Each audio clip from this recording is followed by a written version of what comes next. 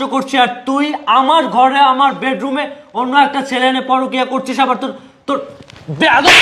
এই দাঁড়া, এখানেই দাঁড়া, আমি তোর ব্যবস্থা পরে করছি, আগে তোর নাগরের ব্যবস্থা করি। এই তুই কার পারমিশন এই বাড়িতে এসছিস? কথা বল। এই বেয়াদব, কথা বল। ভাই আমার কোনো দোষ নেই, আপনার বউ আমাকে নিয়ে আসছে এখানে।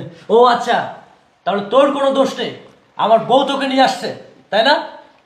ওর দোষ দেবো কি? আরে নিজের ঘরই তো ঠিক নেই, পরের দোষ দিয়ে লাভ আছে? এই শোন, একটা কথা বলছি, ভালো করে শুনে নে। আমার বাড়ির আশেপাশে যদি তোকে আর কোনোদিন দেখি, তোর নারী বুড়িটা ছিঁড়ে ফেলে দেবো। বাচ্চা, হেই, তুই এখনো মিথ্যে বলছিস আমাকে? এত কিছু দেখলাম আমি, এত কিছু শুনলাম, তুই কি ভাবছিস আমি কিছুই দেখিনি? আমি কিছুই বুঝি না? আমি দরজার আড়াল থেকে সব কিছু দেখেছি।